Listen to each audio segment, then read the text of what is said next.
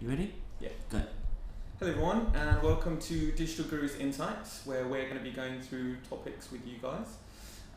We tend to get this question quite a lot, so we wanted to go through it in a bit more detail for you to help you guys out. And it's the great freelancer versus permanent debate on what you should do. We tend to get this question from permanent people who are thinking about going freelance. So what we really wanted to do today was to go through the two sides of it, explore both sides. What's the benefits of staying permanent, what's the benefits of staying freelance, going freelance, and give you the pros and cons of both. So first of all, what I wanted to do is find out what are the benefits of freelancing and why do people actually do it. The market right now is really buoyant. Pretty much the best freelancers are constantly working when they want to work. So in terms of career stability, you're always going to be working if the market stays as it does. So one of the benefits of freelancing, obviously, is the flexibility. You can work when you want. If you want to go on holiday, you can choose to go on holiday. You've got no commitments in terms of work.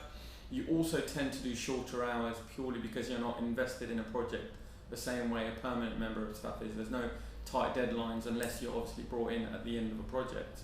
The other major plus point of freelancing is the cash side of it. You get paid a hell of a lot more money because you're obviously taking a bit more of a risk. Freelancers at the moment tend to get paid twice, sometimes 3 times what a permanent member of staff would be earning for the same job. So that is a major plus point of freelancing. The other major plus point is you can create rapid relationships. You're going from company to company every other 3-6 months. You can create friends, relationships. So in that way you can slowly develop strong relationships so that if you ideally build up 5 to 10 long-term freelance relationships, you're constantly going to be in work. At any stage, if you imagine you turn around and say, hi, I'm available, to those 5 or 10 strong relationships that you build up, you will find work. So those are the benefits of freelancing, and right now I'd have to say 60% of the digital marketplace is probably freelancing. It's stronger than the permanent marketplace. On the flip side, the freelance market being so strong has created a vacuum in the permanent marketplace, which means that there's more permanent positions going. There's a lack of talent coming through, purely because a lot of the experience has gone freelancing. But there is a benefit to permanent side of things, and I wanted to go through those in a bit more detail. One of the first most obvious things is the stability. You know you're going to be working day in, day out. You're not going to be worrying, where's my next paycheck coming from? How much am I going to earn this month? So that is a major plus point. If you've got a mortgage or a young family or commitments, permanent is definitely something to consider. Career development, a major plus for permanent side of things. You cannot develop your career in the same way freelancing as you can do with permanent. For example, if you're working on a project as a permanent member of staff, you're getting involved with all aspects.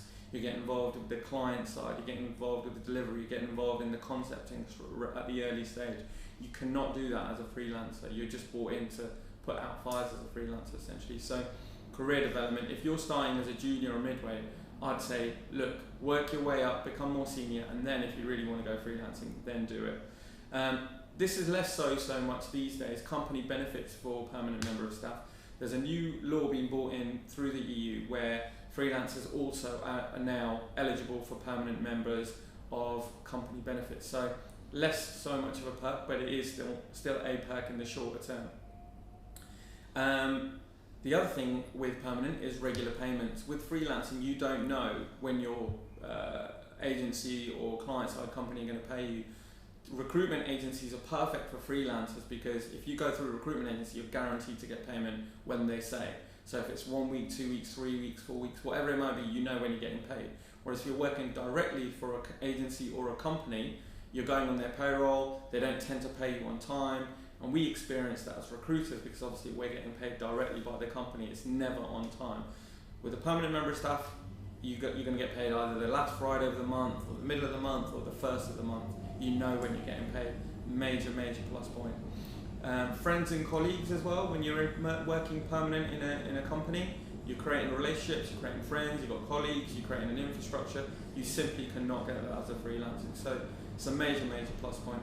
Hopefully this shed some insights for some of you, and tune in soon for the next Digital Gurus Insight. Thank you.